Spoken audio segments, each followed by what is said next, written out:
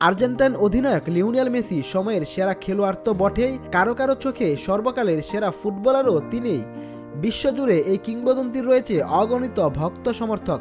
কেরিয়ারের গুধুলি লগ্নে 2023 সালে ফুটবলের সবচেয়ে বড় বাজার ইউরোপ ছেড়ে পাড়ি জমিয়েছেন মার্কিন মুলুকে। খেলছেন দেশটির প্রথম সারির ক্লাব ইন্টার মায়ামির হয়ে। যুক্তরাষ্ট্রের 47তম প্রেসিডেন্ট জো বাইডেন তার বিদায়বেলায় হোয়াইট হাউসে 19 জনকে যুক্তরাষ্ট্রের সর্বোচ্চ বেসামরিক সম্মাননা প্রেসিডেন্সিয়াল মেডেল অব ফ্রিডম দিয়েছেন। 1963 সাল থেকে সর্বোচ্চ বেসামরিক এই সম্মাননা দিয়ে আসছে যুক্তরাষ্ট্র।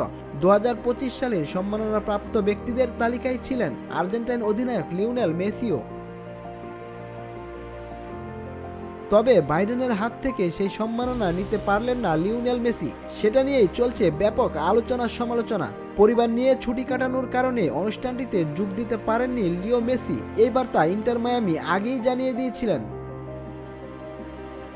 আর তাতেই মেসির অনুপস্থিতিকে ঘিরে ফুটবল বিশ্বে শুরু হয় ব্যাপক আলোচনা সমালোচনা। বিশ্বের সবচেয়ে শক্তিধর প্রেসিডেন্টের আমন্ত্রণও উপেক্ষা করে মেসি। এটাই প্রমাণ করে মেসি কত বড় স্টার। তবে মেসি শুধু মাঠের খেলা আর পুরস্কারে নিজেকে সীমাবদ্ধ রাখেনি। লিও মেসি ফাউন্ডেশনের মাধ্যমে বিশ্বজুড়ে শিশুদের স্বাস্থ্যসেবা ও শিক্ষা প্রসারের কাজ করে যাচ্ছেন এই কিংবদন্তি। পালন করেছেন ইউনিসেফের আন্তর্জাতিক শিশু তহবিলের শুভেচ্ছা দূতের দায়িত্ব। মূলত আর্জেন্টাইন তারকার এমন প্রশংসিত অসামান্য কর্মকাণ্ডের কারণেই দেওয়া হয়েছে এই সম্মাননা। নিউজ ডেস্ক, ভোরের পাতা।